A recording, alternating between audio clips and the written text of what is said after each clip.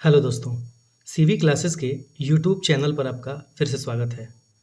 इस वीडियो में हम लोदी वंश के बारे में पढ़ेंगे। इससे पहले वाली वीडियो में हम लोगों ने देखा था कि सैयद वंश के आखिरी सुल्तान अलाउद्दीन आलम शाह की अपने वजीर हमीद खान से अनबन होने के कारण वह दिल्ली को छोड़ के बदायूं भाग गया था। फिर उसके बाद आलम शाह ने बहलोल लोदी को दिल्ली आमंत्रित किया और बहलोल लोदी ने सही समय देख के हमीद खान की हत्या कर दी और दिल्ली का सुल्तान बन बैठा और बहलोल लोदी द्वारा स्थापित वंश ही लोदी वंश कहलाया। लोदी वंश की बात करें तो लोदी वंश ने दिल्ली सल्तनत पर कुल 1451 ईस्वी से लेके 1526 ईस्वी तक शासन किया। लोदी जो थे वह अफगानिस्तान के गिलजाई कबीले से संबंधित थे। अगर लोदी वंश के संस्थापक की बात करें तो अभी हम लोगों ने पढ़ा कि बहलोल लोदी ने 1451 ईस्वी में लोदी वंश की स्थापना की थी। बहलोल लोदी 1451 ईस्वी से लेके 1489 ईस्वी तक कुल 38 सालों तक दिल्ली का सुल्तान रहा और इस प्रकार व्यक्तिगत रूप से दिल्ली सल्तनत का सबसे लंबे समय तक शासन करने वाला सुल्तान बहलोल लोदी ही था। अगर यही बात करें कि दिल्ली सल्तनत पर सबसे ज्यादा समय तक शासन करने वाले वंश का क्या नाम था तो वह था तुगलक वंश। किंतु अगर व्यक्तिगत रूप से देखा जाए तो बहलोल लोदी वह शासक था जिसने दिल्ली की गद्दी पर सबसे लंबे समय तक कुल 38 साल तक शासन किया। तो क्या क्या चीज़ें इंपॉर्टेंट है कि दिल्ली सल्तनत का सबसे लंबा कार्यकाल वाला शासक कौन था? बहलोल लोदी था। दिल्ली सल्तनत पर सबसे ज़्यादा समय तक शासन करने वाले वंश का नाम पूछा जाए तो वह तुगलक वंश था।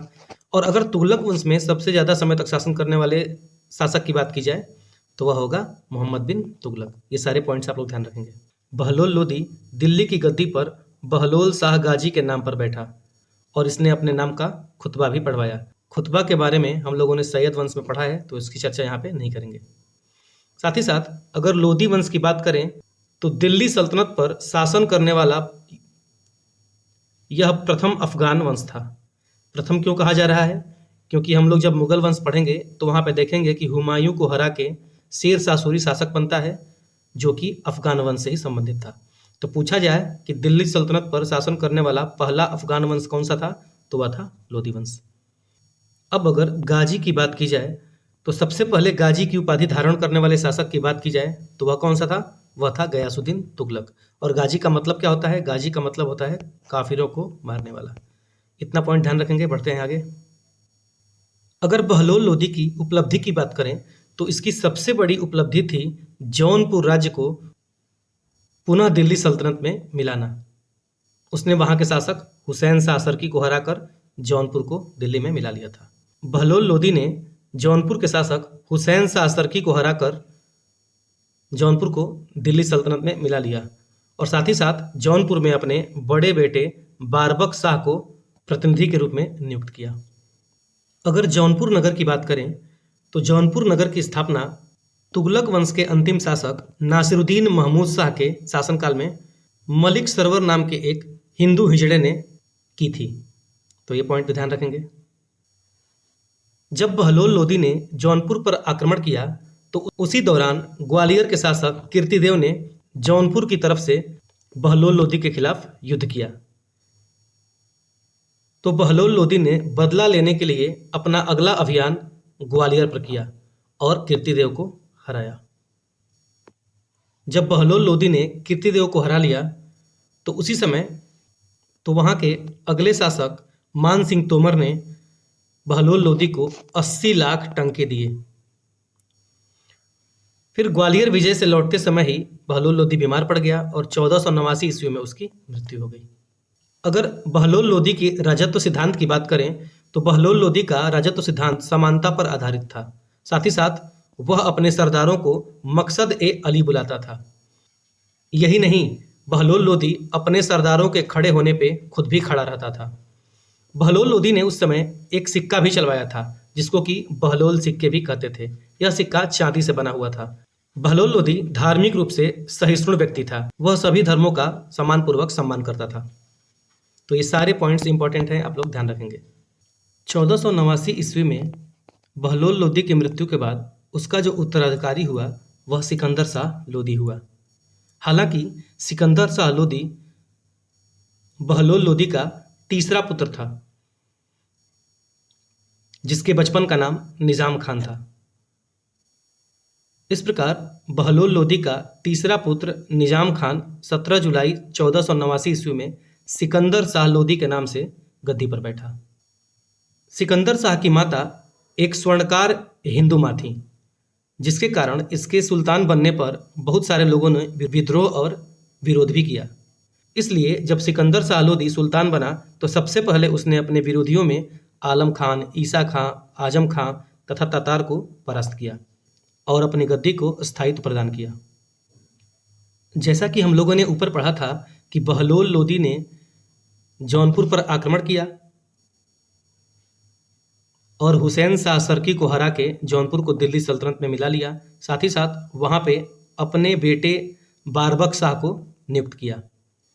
तो सिकंदर लोदी जब शासक बना तो उसके कुछ सालों के बाद ही 1492 ईस्वी में अपने ही भाई बारबक शाह को हरा के जौनपुर को दिल्ली में फिर से मिला लिया। सिकंदर लोदी का अगला अभियान था राजस्थान के राजपूत शासकों पर नियंत्रण करना। साथ ही साथ उन क्षेत्रों से जाने वाले व्यापारिक मार्गों पर भी नियंत्रण रखने के लिए उसने 1504 ईस्वी में आगरा नगर की स्थापना की और 1506 ईस्वी में आगरा को अपनी राजधानी बनाया।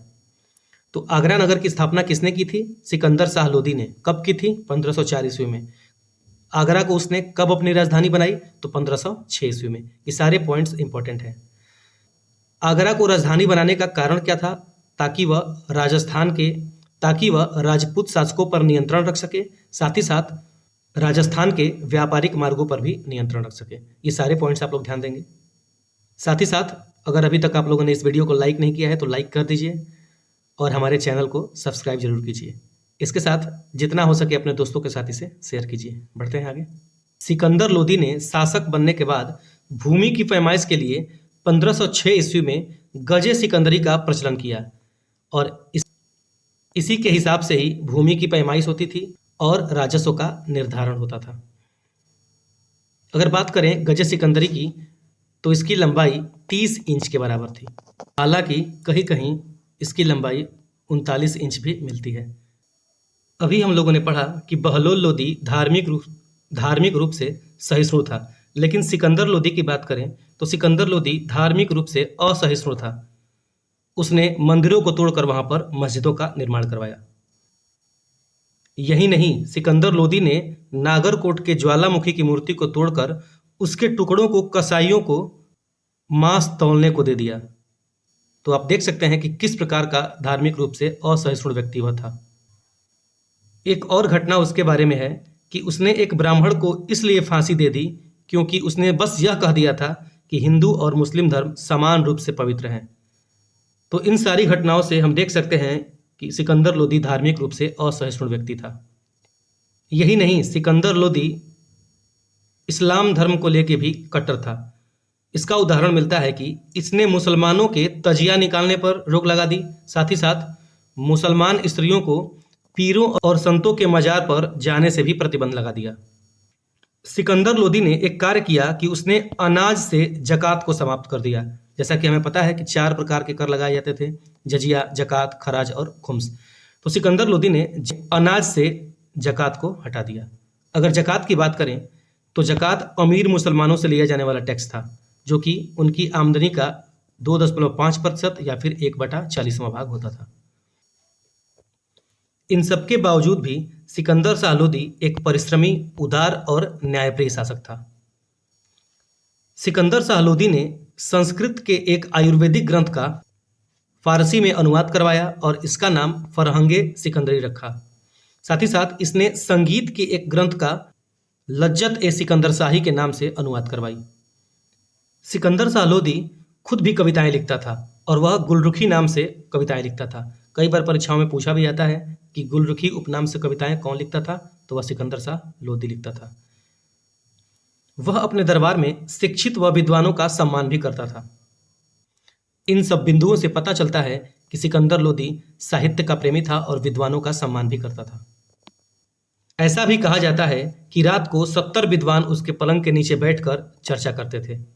साथ ही साथ इसका जो वजीर था मियां मुआ, वह भी एक प्रतिष्ठित विद्वान ही था। सिकंदर शाह लोदी शहनाई सुनना पसंद करता था। ये सारे पॉइंट परीक्षा की दृष्टि से इंपॉर्टेंट है, इसलिए आप लोग इसको ध्यान रखेंगे। तो सिकंदर शाह का जो वजीर था मियां मुआ, वह भी एक विद्वान था और इसने मोठ नामक मस्जिद का निर्माण कराया, जो कि दिल्ली में स्थित है। तो पूछा जा सकता है कि मोठ नामक मस्जिद का निर्माण किसने कराया? तो सिकंदर शाह के वजीर मियां मुआ ने। हमने देखा कि किस प्रकार सिकंदर शाह लोदी ने अनाज से जकात को खत्म कर दिया था। साथ ही साथ इसने एक और कार्य किया कि इसने खम्स में से कोई हिस्सा नहीं लिया। खम्स जो कि लूट के धन को कहते थे, जिसमें से सुल्तान का हिस्सा 1/5 और बाकी लोगों का हिस्सा 4/5 भाग होता था। लेकिन अगर अलाउद्दीन खिलजी की बात करें तो उसने खुम्स के हिस्से में से 4/5 स्वयं लिया था और 1/5 दूसरों को दिया था। ये सारे पॉइंट्स हम लोगों ने अलाउद्दीन खिलजी में पढ़े हैं, फिर भी इसकी चर्चा की जा रही है ताकि आप लोगों को पॉइंट्स याद रहें। बार बार चर्चा करने से और बार बार रिवाइज करने से हमें चीज़ें याद रहती हैं और हम एग्जाम में अच्छा प्रदर्शन करते हैं। इस प्रकार सिकंदर शाह लोदी दिल्ली सल्तनत का एकमात्र शासक था जिसने खम्स में से कोई हिस्सा नहीं लिया। 1517 ईस्वी में सिकंदर शाह लोदी की मृत्यु गले की बीमारी के कारण हो गई। सिकंदर शाह लोदी की 1517 ईस्वी में गले की बीमारी की मृत्यु के बाद सिकंदर लोदी का बड़ा बेटा इब्राहिम लोदी अगला शासक बना। इब्राहिम लोदी ने कुल 1517 ईस्वी से लेकर 1526 ईस्वी तक शासन किया। साथ ही साथ इब्राहिम लोदी लोदी वंश का अंतिम शासक भी था। शासक बनने के बाद इब्राहिम लोदी ने अपने बड़े भाई जलाल खान को जौनपुर का शासक नियुक्त किया, किंतु कुछ दिन बाद ही जौनपुर को अपने राज्य में मिला लिया। इब्राहिम लोदी ने कुछ अभियान भी किए। उसने ग्वालियर पर 1518 ईस्वी में आक्रमण किया और विक्रमजीत को हरा के उसको अपने अधीन कर लिया। इससे पहले ग्वालियर पर आक्रमण बहलोल लोदी ने भी किया था और वहां के शासक कीर्तिदेव को हराया भी था। साथ ही साथ मान सिंह तोमर से 80 लाख टंके भी प्राप्त किए थे। इब्राहिम लोदी के समय एक प्रमुख युद्ध हुआ था जिसको कि खतौली का युद्ध कहते हैं। अगर खतौली के युद्ध की बात करें तो इसका टाइम पीरियड 1517 ईस्वी में हुआ था। कहीं कहीं आपको खतौली के युद्ध का सन 1518 भी मिल सकता है, लेकिन 1517 ज़्यादा ऑथेंटिक है। उस समय दिल्ली का शासक इब्राहिम लोदी था और मेवाड़ के शासक थे राणा सांगा। युद्ध का कारण था मालवा पर अधिकार। साथ ही साथ एक कारण और था कि राणा सांगा अपने साम्राज्य का विस्तार कर रहे थे। जब यह बात इब्राहिम लोदी को पता चली तो वह सेना के साथ युद्ध के मोर्चे पर निकल पड़ा। इधर राणा सांगा ने भी राजपूत सैनिकों को इकट्ठा किया और एक बड़ी सेना के साथ धावा बोला। दोनों खतौली नामक स्थान पे मिले। खतौली की बात करें तो यह राजस्थान में स्थित एक गांव था। इस युद्ध में राणा सांगा विजयी रहा और इब्राहिम लोदी की हार हुई। हालांकि खतौली का युद्ध हारने के बाद इब्राहिम लोदी ने फिर से आक्रमण किया, किंतु राणा सांगा ने फिर से उसे धौलपुर के निकट हरा दिया। खतौली के युद्ध में जीतने के बाद मेवाड़ के राजा राणा सांगा की महत्वाकांक्षा बढ़ी। इसलिए राणा सांगा ने काबुल में बाबर को निमंत्रण दिया कि वह दिल्ली पर आए और आक्रमण करे। साथ ही साथ दिल्ली में इब्राहिम लोदी के चाचा आलम खान ने भी बाबर को निमंत्रण दिया कि वह आए और आक्रमण करें। उस समय के तत्कालीन पंजाब के राज्यपाल दौलत खां लोदी ने भी बाबर को आक्रमण के लिए निमंत्रित किया। अब तत्कालीन समय में बाबर की क्या स्थिति थी, इसकी चर्चा हम मुगल काल के शुरुआत में करेंगे। इन तीनों जगहों से निमंत्रण मिलने के बाद बाबर भारत पर आक्रमण करता है और 21 अप्रैल 1526 ईस्वी को पानीपत की प्रथम लड़ाई होती है, जिसे जीतकर बाबर ने मुगल वंश की स्थापना की।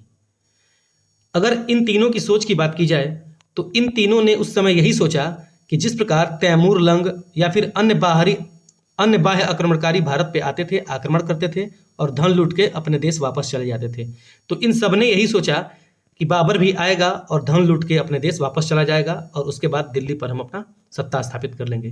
किंतु हुआ इसके विपरीत, बाबर यहाँ पे आता है और एक नए वंश मुगल वंश की स्थापना करता है। तो ये था हमारा दिल्ली सल्तनत। हम लोगों ने दिल्ली सल्तनत में शासन करने वाले 5 राजवंशों के बारे में अच्छे से पढ़ा। इसके बाद हम लोग दिल्ली सल्तनत के प्रशासनिक और आर्थिक शब्दावलियों को जानेंगे, साथ ही साथ उस समय के सामाजिक जीवन कैसे थे उसको भी जानेंगे। उसके बाद विजयनगर साम्राज्य और बहमनी साम्राज्य के बारे में पढ़ेंगे और इन दोनों को पढ़ने के बाद हम मुगल वंश स्टार्ट करेंगे। आई होप कि आप लोगों को ये लेक्चर पसंद आ रहा होगा। अगर आप लोगों को ये लेक्चर पसंद आ रहा है तो वीडियो को लाइक जरूर करें, साथ ही साथ अपने दोस्तों के साथ जितना हो सके शेयर करें। Thank you.